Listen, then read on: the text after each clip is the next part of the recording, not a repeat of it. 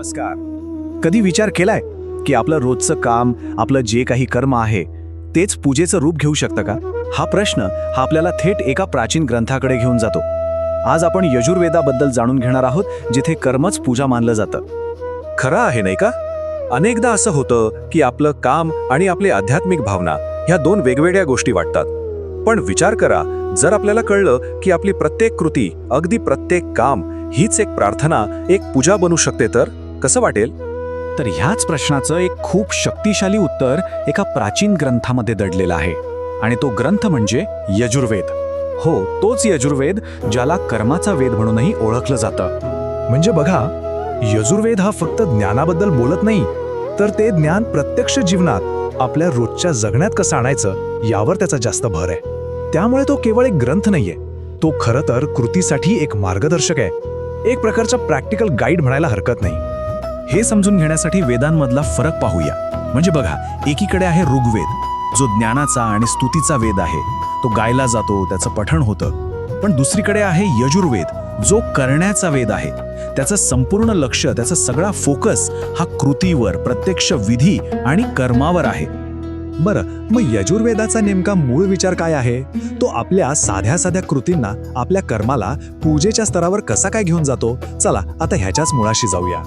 आणि इथेच आपल्याला यजुर्वेदाचं सगळं सार सापडतं. कर्म हेच पूजा. ही फक्त एक ओळ नाहीये, ही जगण्याची एक पद्धत आहे, एक संपूर्ण तत्वज्ञान आहे यात. आता यज्ञ हा शब्द ऐकला की आपल्या डोळ्यासमोर काय येतं? अग्नी आणि त्यात दिली जाणारी आहुती, बरोबर? पण यजुर्वेद या यज्ञाची व्याख्या खूप मोठी करतो, खूप व्यापक करतो. यजुर्वेदानुसार अगदी निस्वार्थ भावनेनं आणि पवित्र हेतूनं केलेलं कुठलंही काम, कोणतंही कर्तव्य हा एक यज्ञच आहे. आणि हा विचार काही नंतर आलेला नाहीये, तो थेट यजुर्वेदातच आढळतो. एका श्लोकात खूप सुंदर म्हटलंय, कुर्वन्ने वेह कर्माणि जिजीविषेत शतम समाह.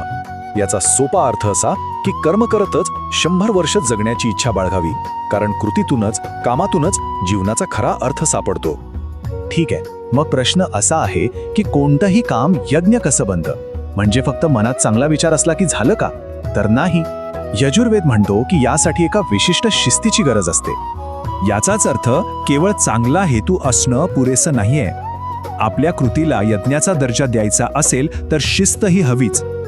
शिस्तीशिवाय कोणताही कर्म हे फक्त एक कामच राहतं, ते यज्ञ बनू शकत नाही. आणि ही शिस्त म्हणजे काय? तर यजुर्वेद आपल्याला काही ठोस तत्व देतो. आपल्या कामाला पवित्र बनवण्यासाठी जणू एक चौकटच देतो. हे 4 स्तंभ आहेत: स्वच्छता, सत्य, दान आणि सर्वांप्रती सन्मान.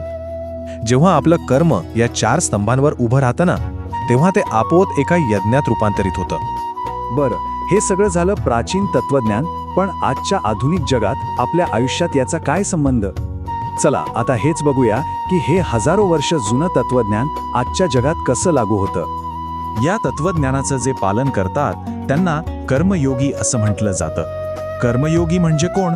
तर अशी व्यक्ती जी जगात राहून आपली सगळी कर्तव्य पार पाडून निस्वार्थ कर्माच्या माध्यमातूनच योगाची अवस्था गाठते. योग म्हणजे काय? तर ईश्वराशी एकरूप होण्याची अवस्था. उदाहरणच घ्यायचं झालं तर विचार करा एका समर्पित डॉक्टरचा. जेव्हा ते कोणत्याही फळाची अपेक्षा न ठेवता निस्वार्थ भावनेनं रुग्णाची सेवा करतात, तेव्हा त्यांचं काम फक्त एक नोकरी राहत नाही, ते एक पवित्र सेवा कार्य बनतं. किंवा मग एका प्रामाणिक शिक्षकाचं उदाहरण घ्या.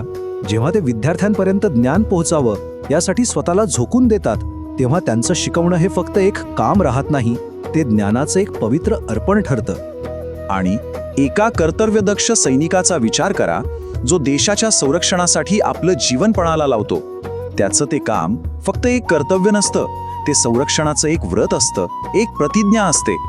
म्हणूनच या सगळ्यांचं काम हे फक्त एक जॉब किंवा नोकरी नाहीये, तेच त्यांचा यज्ञ आहे, तेच त्यांचं कर्म आहे आणि तीच त्यांची पूजा आहे.